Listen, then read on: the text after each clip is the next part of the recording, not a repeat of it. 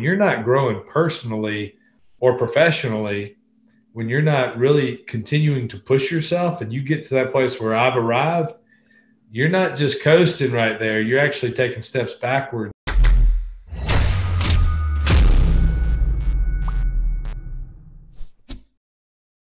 So good to see you. Thank you so much for coming back. And thank you for being a subscriber as we close in on 300,000 subscribers, because I know there's no way you'd be watching this right now if you weren't a subscriber, right? And this is a special one today because Ted DiBiase Jr.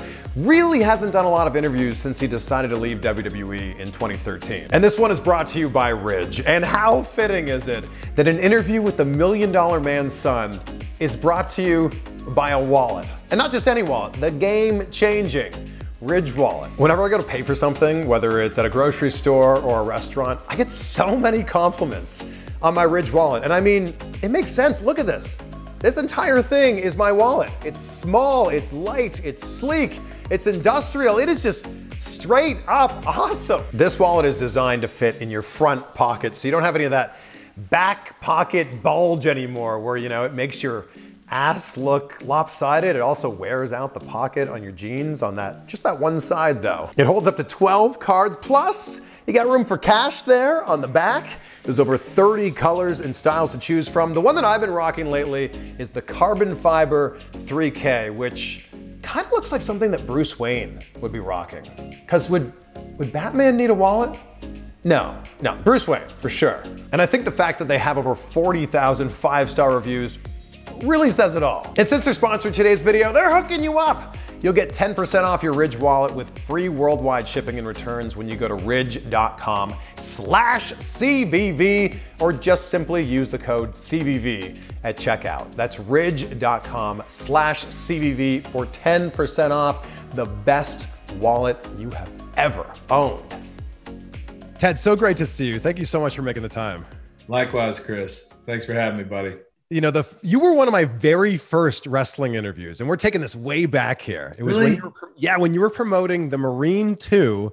I was hosting a TV show in Toronto in a studio. It was called Inside Jam, and you came by and promoted the film. And yeah, you were one of my very first wrestling interviews. So this is all full circle now. Are you serious? That's crazy, man. That was fun. That was like my first full media blitz. You know, I got that the taste of what that feels like. So it's it's been a while. I appreciate you having me on, man. Congrats on all your success. You got a great show. No, thank you. That's very kind. You know, I think back to, like, when you look at your career, you were making movies in WWE just a few years into your career. Like, that must have been so mind-blowing that you were the guy that they trusted with a film like that. Yeah, honestly, it was. And it was the culmination of a lot of hard work, just, you know, really believing in yourself, not to sound cheesy or cliche, but, you know, it's a message I like to promote and spread to others. It just, you know, I remember in Eldon, Missouri, when I was waking up at like 3:57 a.m. and going and cutting 18 fairways and leaving there and stocking produce at the Hy-Vee grocery store. And then leaving there and training as a wrestler, you know, learning how to fall on my back. And then 6 nights a week, I was sweeping and mopping the gym floor. And on the weekends, I was folding underwear and T-shirts at the Polo Factory Outlet Mall. And, you know, to look up one day and not only be main eventing with some like of my heroes, to see myself, you know, on the cover of a DVD and being trusted to carry a film was just like, that wasn't part of the script, you know. Yeah. But it was something one of the best experiences of my career there, for sure. So much fun. I think a lot of fans like believe the gimmick. You know, your dad was the $1 Million Man, so then they would assume that his son, who has the same name as him, you, would be some sort of trust fund kid and everything would just be handed to him. Far from that, bro. Yeah, no, it was a gimmick. I wish it was real. That would be nice. But there was, you know, the microscope is it's a lot bigger, you know, when your dad, not only a former, you know, professional wrestler, but a legend, you know, a Hall of Famer. And so there was big shoes to fill, you know, self expectations that you place on yourself. And then, just that feeling, whether people are or not, what you feel like the fans would expect from you, and the desire to, really want to carve out your own name and legacy and to prove yourself. Man, that's just that's a long story. We can talk a lot about that. I mean, are the expectations that much greater on you? Because not only is your father a legend, like you said, but you also share the same name as him. Yeah. So are the expectations that much higher? Personally, I feel like they are. I mean, it's a personal opinion.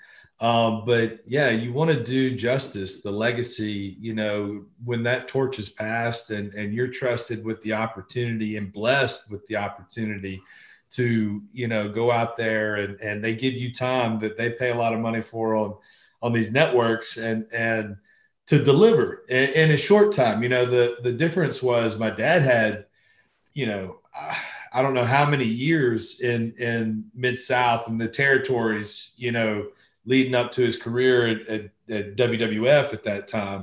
Whereas for me, it was like, I trained for a year in Eldon, and then I was like 4 months in Japan. And when I got back, WWE hires me, and a year later, I'm debuting on TV.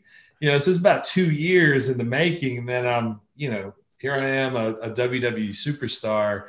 And my dad introduces me, that May 26, 2008, I believe it was, in Denver, Colorado.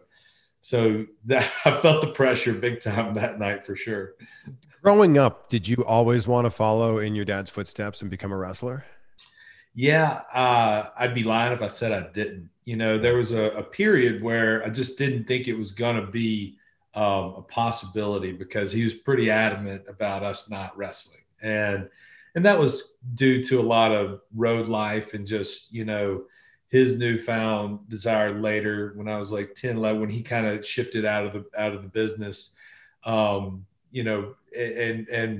that focus on having a family, became more in his faith and things that what I do cherish now and believe that do matter more than, being a global icon or superstar. But when you're watching your dad wrestle Hulk Hogan and Andre the Giant, Madison Square Garden, it's like watching Batman and Superman go at it. You know what I mean? And of course I want to be like him. When you're growing up around that, like I'm sure that as a kid, you're surrounded by Hulk Hogan and Macho Man and Andre the Giant and all these other legends. Right. Yeah. It's not a normal childhood, bro. It's interesting. And then you meet, I love telling the story when I met Andre the Giant, the first time he was sitting in a chair and like 2 metal chairs, and I eased up to him and I'm like sticking my hand out. He reaches out, sitting down, and palms the top of my head. I could like feel the bridge of his hand here, and I could still feel his fingertips like on the back of my neck. He just picks me up like a basketball, it sets me down on his leg. He's like, "Hey, little buddy." And I thought it was so cool. And all day he's like standing up, just picking me up by my head. And so weird memories like that, they're not normal. So as we sit here right now and chat, you are completely retired from wrestling, right?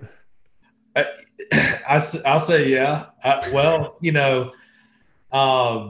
Yeah, as of today, I would say yes, but if somebody called me and I'd be totally lying to you if I said there wasn't a niche, or I could still go. And I just like to keep doors open, don't burn bridges. If you're going to burn one, blow it up. And, my connection to that world, it's been such at times it's been like being married. Sometimes it's just that love-hate relationship. My wife's going to watch this and be like, "You hate me?" No, it's just hard. It's hard. And, but it's such a deep-rooted piece of who I am and what I come from, being a third-generation wrestler. My grandfather and grandmother were wrestlers. My father, and so I leave that door open. But, yeah, it'd have to be the right scenario for me to get in the ring again. I think that unfortunately, a lot of people assume that when they don't see you on WWE television anymore, they just assume, oh, Ted got released. That's it. He must have got released or fired, which is not the situation at all. They wanted to keep you around and you decided that you didn't want to stay. Correct. Yeah. I was offered another 5-year deal, was generous. And when it came down to it, I was battling internally, some things personally that it's a lot easier for me to talk about now. Mental health issues, it's a big topic, going through some depression and anxiety, but also being a new father. I just knew what I didn't have growing up, although I had this iconic father, who I love dearly and was one of my best friends and still a hero of mine. He wasn't there at my birthdays. He wasn't at any of my football or soccer games. And, I believe the greatest asset we have in this world, most valuable asset is our time, because you're not guaranteed more and you can't get any back that you used it. So how we use it is very important. And that was one of the greatest gifts I could give my son, who had been born 2012. And so with no plan, I left and we're doing good, man. We're doing good. But yeah, no, that wasn't, I thought I was going to wrestle and have a really long career. And that was kind of part of the vision in the first place. But I really believe that it's not what we, do that defines who we are. It's who we become along the way. And it's what we do with what we've been given, the platform. And so being there, it was like I spent a lot of time focused on myself and how I could climb that ladder of success. And what I realized was that's not who I am. My core values as a man, me personally, is faith, family, love, wisdom, service, in that order. And, and I was kind of dying internally and really losing sight of who I was, because I love helping and serving people. That's what makes me feel alive. I've loved entertaining people, and being that, the WWE hired me and gave me that opportunity to be able to walk into a hospital, like a children's hospital or on a base, and like bring a smile to a family or a kid that's hurting, or a veteran who's a hero of mine that's been wounded and, just wants to forget for a few minutes. That was such a blessing. So seeking to do a lot more of that now. So what was the conversation like with WWE when they present you this contract, as you said, generous contract, and you basically had to say, thanks, but no thanks? Yeah. There really wasn't a lot of back and forth. I think at that time in my career, it was, and kind of part of me thinks that maybe thought I'd just come back, and go figure this out. But that really wasn't the case. I haven't looked at it. I can't remember what they said, but it wasn't the usual best of luck in your future endeavors. I got one that, because I quit on Twitter or YouTube. I did a video and I announced, because I wanted to go out. It's still on Twitter if people want to check it out, or still on YouTube. Oh, okay. And so, that was, I just wanted it to be me, letting the fans know how grateful I was, and WWE, how grateful I was, but also I was walking out on my own accord, for personal reasons. So there wasn't any back and forth, so there's tons of guys sitting in the wings that, can take these spots. And that's what makes that world really difficult to get into and even harder to hang on to once you get that spot. Well, in your life now, post WWE, you've become quite the entrepreneur, quite the businessman, and congratulations to you on 16 Creative, which is a new company you've just founded. Tell us a little bit about what you're doing, because it does have some roots in the world we were just talking about. Yeah.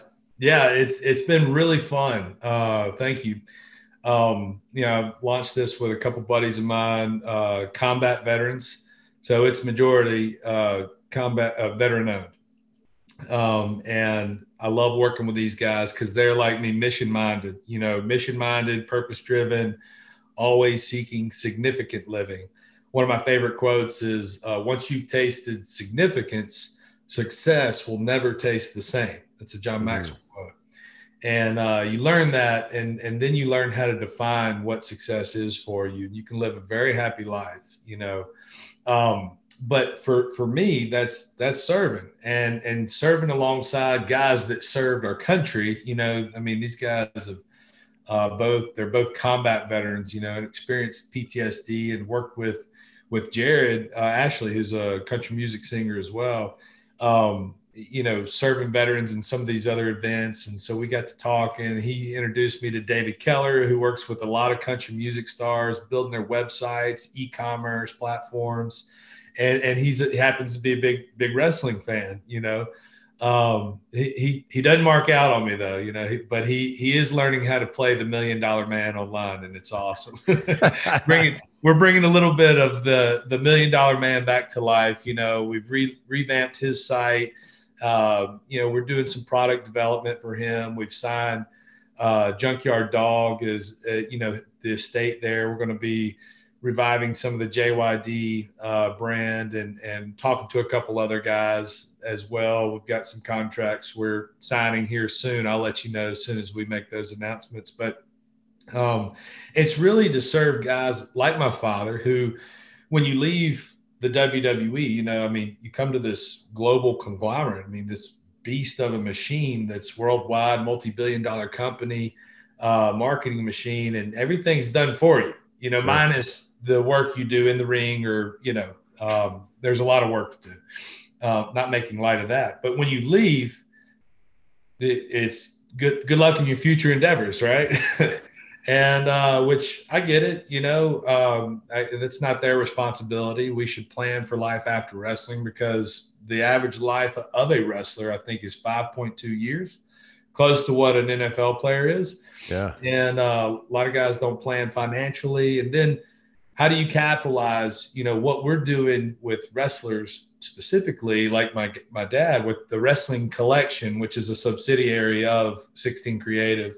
We've also got the Military Collection and the Sports Collection. We're going to work with some other NFL legends, NBA legends. We got some announcements coming out on that too. It's really exciting. But it's really helping these old timers that, man, they can maybe retweet. They're learning how to tweet a little bit, but as far as being on Instagram and Facebook and building a website and the e-commerce and product development, marketing, getting it into distribution channels, and then building a community that they can, once again, you know, engage with their fan base in, and do it, have fun, work with veterans, provide them opportunities for other ways that they can also serve, but also take care of their families. And it's really creating a legacy piece, Chris, that, you know, kind of like an insurance policy. So even when they do pass away, because we've all got a date with destiny, you know, that day is going to come. Yeah. Their legacies will live on, you know, in their families. And so can take that over. And so it's really special to be able to help some of these guys. And that's kind of the mission behind it. So is this the day-to-day for you? I mean, you're working on other businesses as well, too. Yeah. I've got an insurance company we're launching in September. I'm excited about. I've you know, was doing a lot of speaking and personal, professional leadership development training leading up to COVID. So that hit, and love doing that. But this has become more of a day-to-day, and it's really been fun because it's got me reconnected with fans. I've been kind of off social media a lot because, you know, you don't want to get out there and promote just a ton of stuff. And I spent a lot of time since I left wrestling trying to find, you know, what am I doing next? Like, who is Ted DiBiase? And people ask my wife or my anybody that knows me closely, they're like, so what's Teddy doing these days? That's a loaded question, man. You know, there's a lot of business development deals. I've done a lot of biz dev consulting, you know, just really connecting dots for guys. And I've worked with some incredible companies, Delos company out of New York City, doing some great things. And we could be here for an hour talking about all the different kind of deals, you know, and the opportunities that really have been afforded me because of my time at WWE. And I've just learned how to capitalize on those, you know. It took a minute. And losing a lot, you know, it's been like this, man, roller coaster, but that's life. You know? When you left WWE without a plan, like you said, what did you do for those first few months? I was trying to figure it out. It's you know, tell people, find what you're good at, right? Operate in your strength zone. Yeah. And then surround yourself with people that are strong in the areas that you're not, right? I spent a lot of time failing when I got out of WWE. I mean, I raised money. I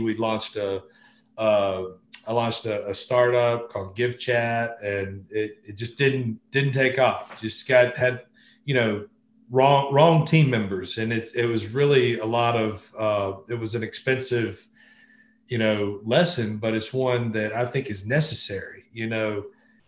Failure is not failure. It's an opportunity to grow, and it's necessary for growth. Just like when you go into a gym, your muscles do not get bigger. You don't get gains unless you push your muscles to a point of failure, right? Yeah. Then next time you take what's necessary to grow those muscles, you get the proper sleep. Like, there's a process. And so I spent a lot of time, I went through an identity crisis. Honestly, that's when I got really bad. And it's easier for me to talk now about it, but still hard. It's like, I'm not the wrestler anymore. I'm not WWE superstar. When I meet people, that's what they expect, but well, what else do I have to offer? Am I just a show pony that I'm going to be the guy that takes pictures for the rest of my life? No, I can actually learn new things. I can go to school. I can get my insurance license, which I did. I sold final expense insurance. And then that company actually made me an executive of at the time it was like $34 million company. In 2 years, we grew it to like 62 million and sold it. And like, I was vice president of business development, of this company. And so started to really just come into my own and realize the things that I'm passionate about. I like helping people, I like building teams. I like being a part of a team. And to an extent with WWE and that wrestling, that locker room, there is that team mentality, but it's still a solo act at the end of the day. Definitely. And it's what's best for me. That's what wrestling is very much. Yeah. So let me ask you this then, Ted. What is your identity now as we sit here and chat? Well, I'm a father. First, I'm a husband. I'm a child of God, man. I love the Lord with all my heart, soul, mind, and strength. I'm a servant leader, I'm not serving myself anymore.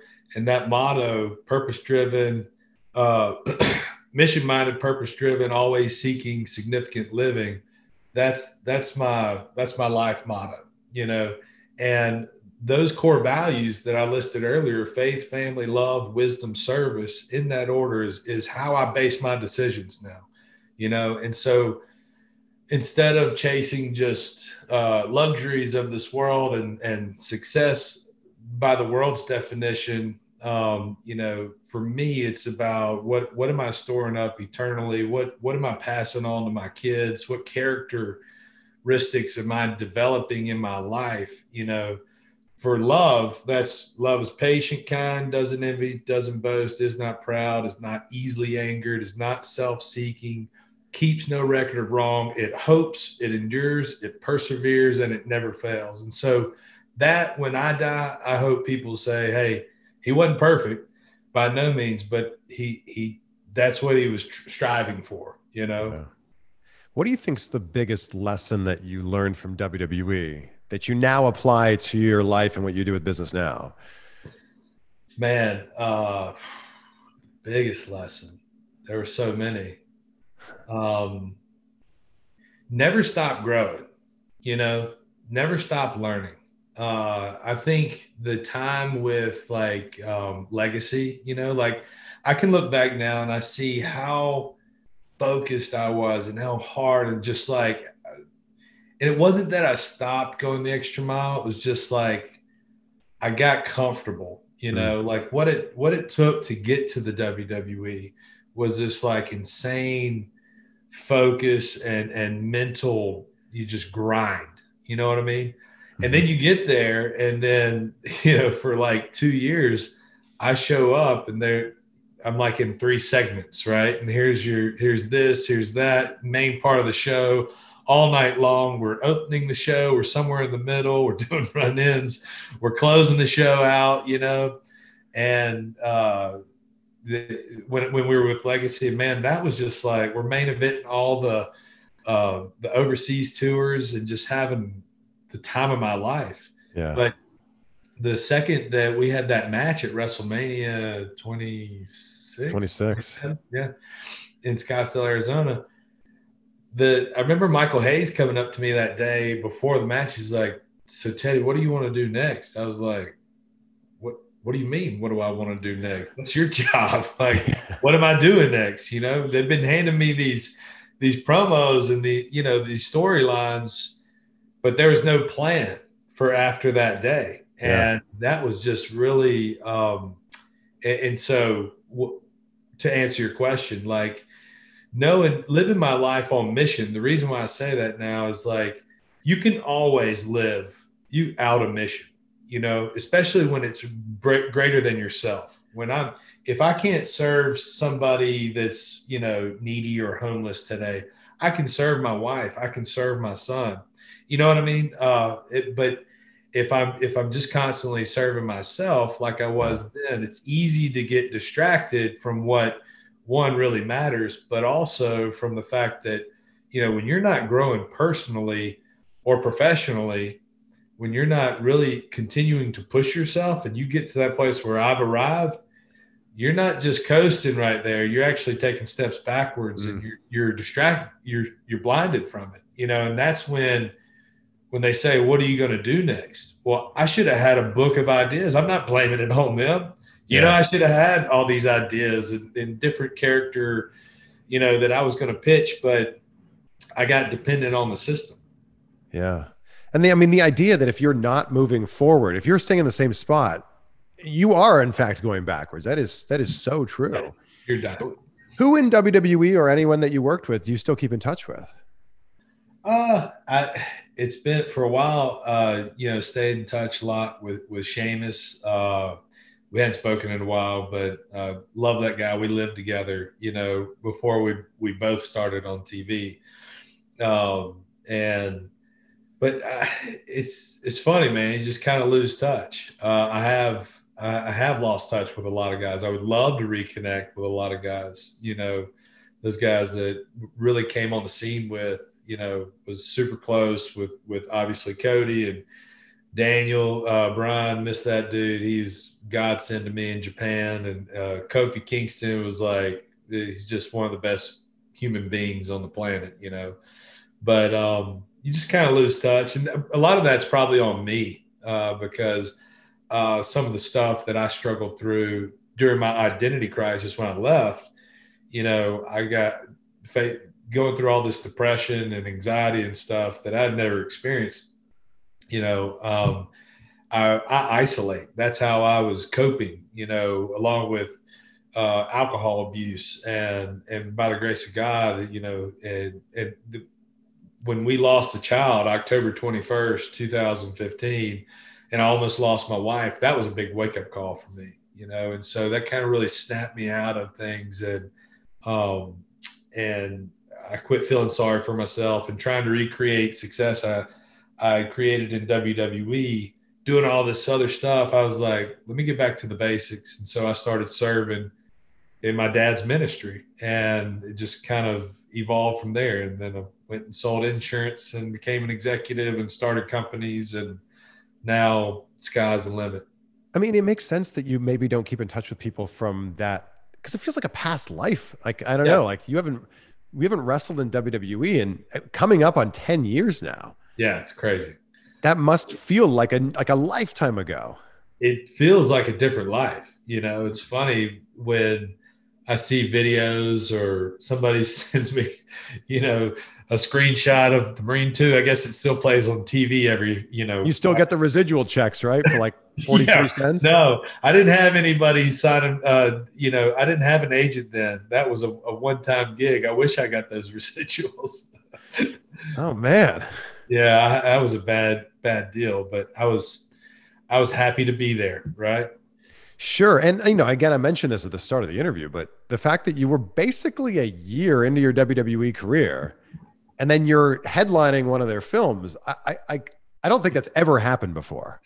Yeah, no, I was humbled and grateful for the opportunity. And and at that point, I think, it was like, well, another lesson. Well, this is just never going to stop. I'm on my way to the top, and like the Bible says, pride goeth before a fall, and I don't think it was an intentional pride, like, oh, look at me. I've always prided myself in being a humble, personable guy, especially with fans.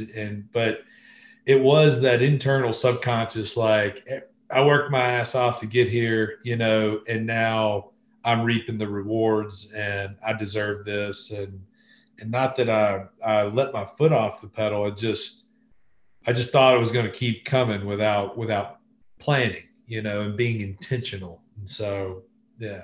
So was the Marine 2 just part of your WWE contract? Like, you didn't get anything extra for it? Well, no, I did. That was a separate deal. Yeah. Okay. I think my entire check went to paying for my taxes that year, because I went from like making $500 a week to a lot more than that. And so, yeah, my movie check covered my taxes, which it was significant. I'll say that. So it was nice, wish I would have saved more money too. You mentioned Cody, and from one entrepreneur to another, you must be pretty impressed with what he's done with AEW. Super impressed, man. And I've said it for a long time. I mean, the dude's super intelligent. He's one of the hardest workers you'll meet, and I'm so excited and happy for his success. That's another relationship. I think that probably on my side, it was, I wish was better today, but I'm happy for him and Brandy and all those guys at AEW. I love what they're doing for the wrestlers, for the wrestling world, the industry. Seems like they're being treated right. And, I think they're doing a great job, and I hope they hang on, man. I hope they pass the old man, before he hits the bucket. Well, look, I think if they can survive during COVID, they should be able to survive anything that's thrown at them. I agree. I totally agree. And they got great talent, man. They got some guys that are studs, and it's wrestling. Like, it's good. I wouldn't expect less from those guys. Yeah. I'm curious, is your dad now a better grandfather than he was the father to you? My dad watches kids every single day. Okay. And they're my brothers, but yeah, I can't do that to him. I won't say he was better. I think he's just loves the fact, like, now he's got more time to be that. Well, he was on the road, that was the lifestyle of a wrestler.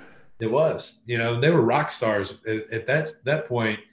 It was like, the 80s. They were legit rock stars. And sure. So, it was.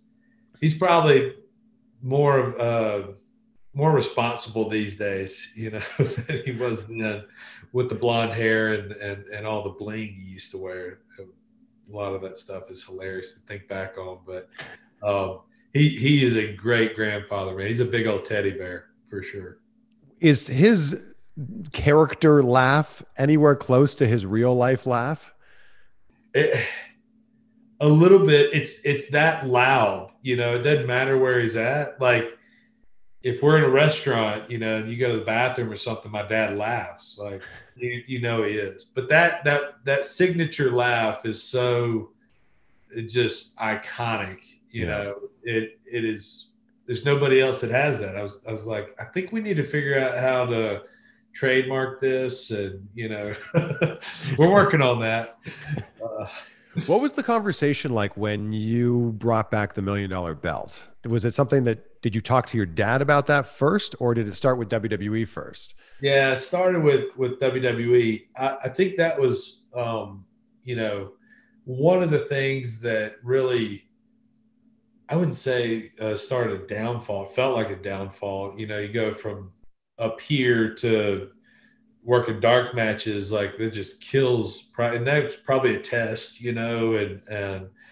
but I just never owned that, because there was that part that was, well, this was my dad, and and that was stupid on my behalf, like this is entertainment, like own it and make the most of it and be as authentic as you can. And I think I had some subconscious like barriers that really kept me from, getting into that character, or developing that character.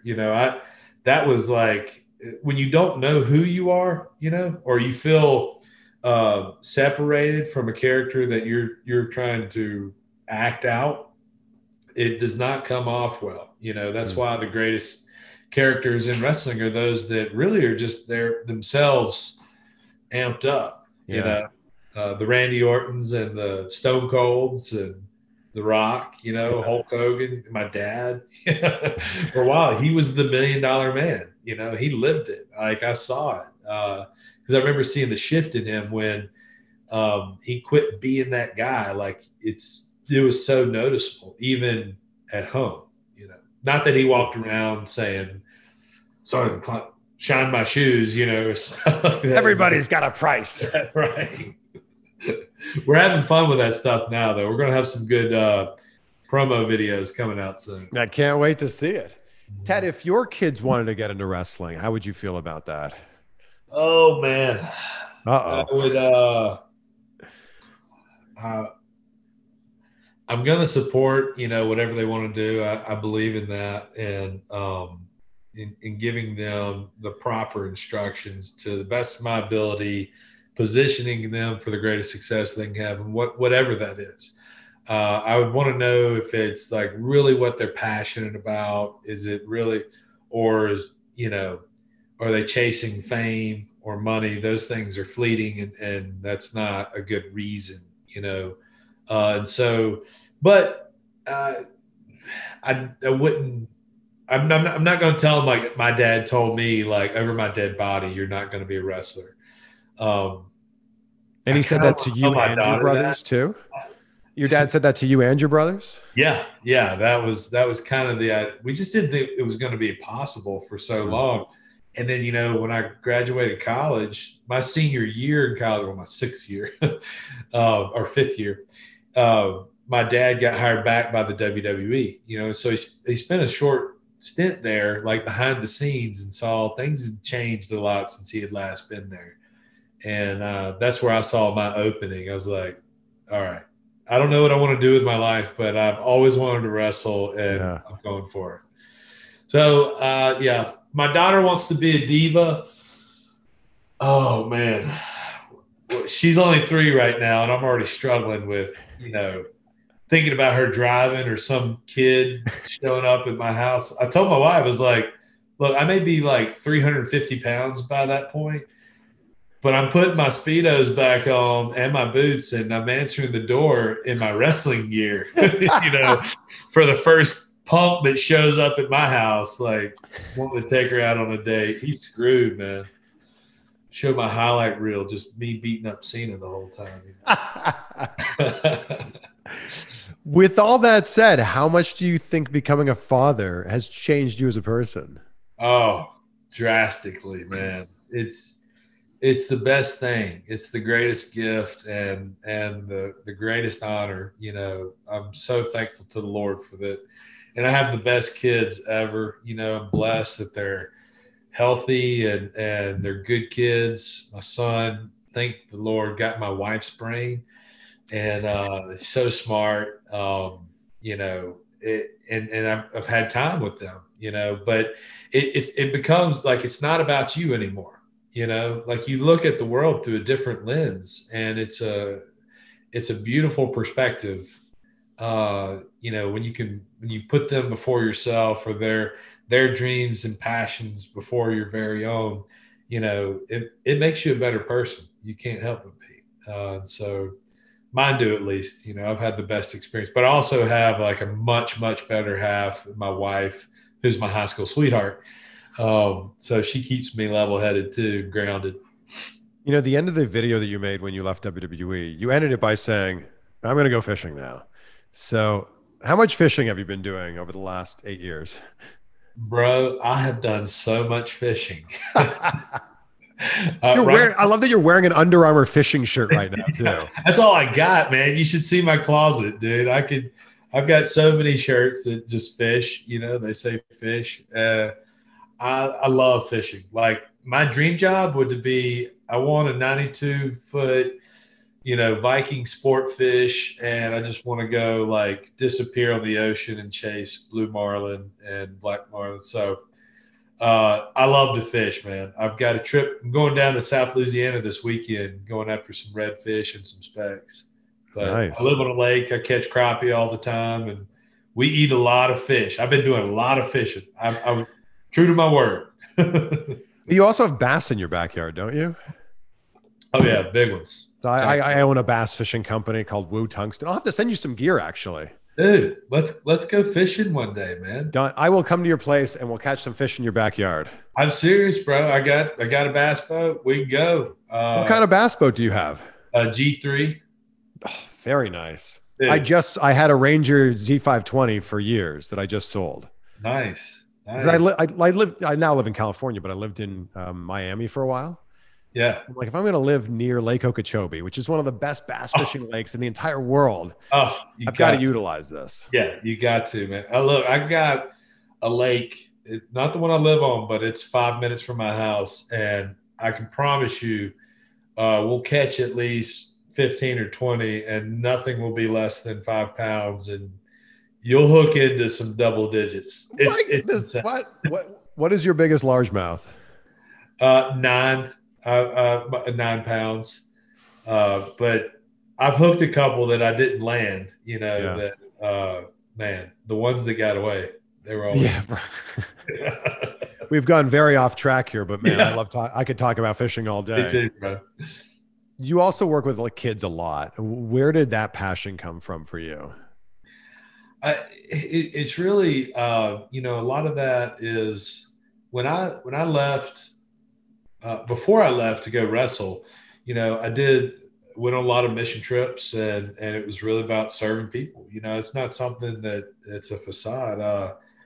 That's just what I love to do. That's the part where, it's not what we do. It's who we become along the way and what we do with what we've been given, So I don't think that, I've been given a platform like I have to just be happy and be selfish with it.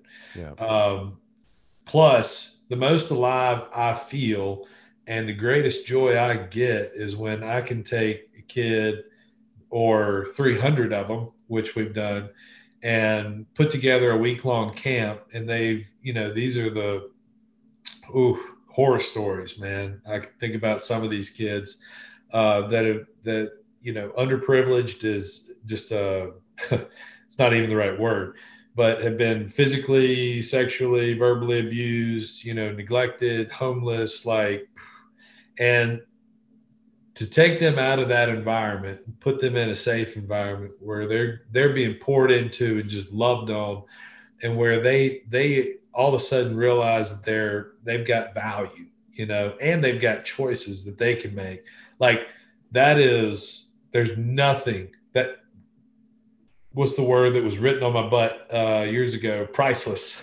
That's priceless, because there's no expectation. There's nothing in return except being able to see them smile and then know that somebody's got their back. And then staying with some of these guys and mentoring them, that's what discipling, that's happiness. And that's fulfilling to me, Yeah. So it's kind of the same way we're taking this company and doing that for an older generation, or guys just don't realize what they have and just holding their hand a little bit, Yeah.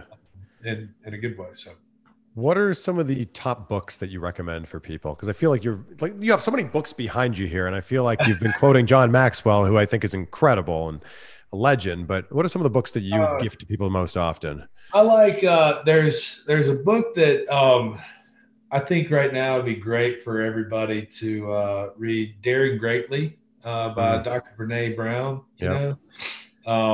It talks about vulnerability being the foundation of connectivity. And, as an entertainer, that's really important, being willing to be vulnerable. And it also brings out an authenticity side. Like, we can break barriers when we're vulnerable. We can be more trustworthy, gosh, books, Jocko Williams. I love, what was the one I just read? It's white. I'm looking at it. It's probably behind I'll you. find it in a minute. I'll look it up here. Yeah. Because I know the book you're talking about. Leaders Eat Last, there's, gosh. Extreme Ownership? Extreme Ownership, dude. There it is. Okay. Just go read that. Okay. Go read that. Stop making excuses. Yeah. Own your life, own your time. Make the most of it. It's like, what we do with that time is so precious. And, when you're willing to own your mistakes, like, it's okay. And like, I want to teach that to my son. I don't want to make excuses for him. I don't want to make excuses for myself. Yeah. You can grow so much quicker, and it's just a faster path to success. But that is such a great book. Oh my gosh. Yeah. Especially if you have teammates, if you're part of a sales force or in a company or an employee or a leader, especially, like, that's a good one. Yeah. I like that idea that, like, we are a culmination of all the decisions that we have made. 100%. And it's not about, it's not about what happens to us. It's about how we react to the things that happen to us. Right. You're an average of what you surround yourself with. The books you read or don't read, the music or TV you watch or listen to, 5 closest people in your life that are speaking into your life, and so your reality cannot expand beyond that until you expand it. And, sometimes people are like, well, do you want to be a millionaire? Yeah, I want to be a millionaire. Well, go work for a millionaire. Well, I don't know any millionaires. At that point, you've lost me, because go find one, go work for free, go carry his bags, do whatever it takes, bug him till he gives you a job, work for free, however long it takes, and surround yourself with people that are successful. If you want to be successful, like, you are an average of what you surround yourself with. Nothing changes. Like, I couldn't become a wrestler until I went to a wrestling school. Sure. My dad's a wrestler, but we didn't have a wrestling ring in my backyard. We didn't have the dungeon like the Hearts did. But the second I surrounded myself with wrestlers, what happens? And so, that's the good stuff. No, I love this. This has been, like, so incredibly inspiring. Like, thank you for this. Good. A vastly different interview than the one we did 12 years ago. Well, I'm old now. I've got gray hair, Oh, get out of here. I think we're the same age. 38? I just turned 38. Okay, yeah, we're 38. So we're not 40 yet, bro. Yeah, come on. Don't pretend like we're old. Jeez. It's good stuff. I end every interview, Ted, talking about gratitude, which I know is a really important thing in your life. And curious if you could list off the 3 things in your life that you're grateful for right now. Oh, man. It's much bigger than 3, but my faith, number one, that keeps hope in such a dark time, and when things are, uncertain. I have something that I can hold on to that is certain. And, so for me, it's my faith, my family. I'm so blessed to have such incredible family, and I would throw some friends in there, as well, that are just, not fair weather friends. They're good through the good and the bad. We weren't meant to do life alone. And so, finding people that you can do life with, and that, you can lean on and be honest and vulnerable with, and be accountable to, like, those are things that I'm so grateful for. And, right now, just our health. I am so grateful for, my like I said earlier, my children's health, my family's healthy. And so there's so many people that are hurting, that have lost loved ones. And my heart goes out to all those people, you know, and so I don't take that for granted, not one day. And that's something I'm learning to, when I pray, you know, it's just, that's how we start our prayers, you know, tell my son, you know, you enter courts with thanksgiving, you know, and so entering a conversation or entering your day with thanksgiving in your heart instead of bitterness or jealousy or, you know, unforgiveness, like it gives you power over the day. And so I love that you do that, man. So those are my three.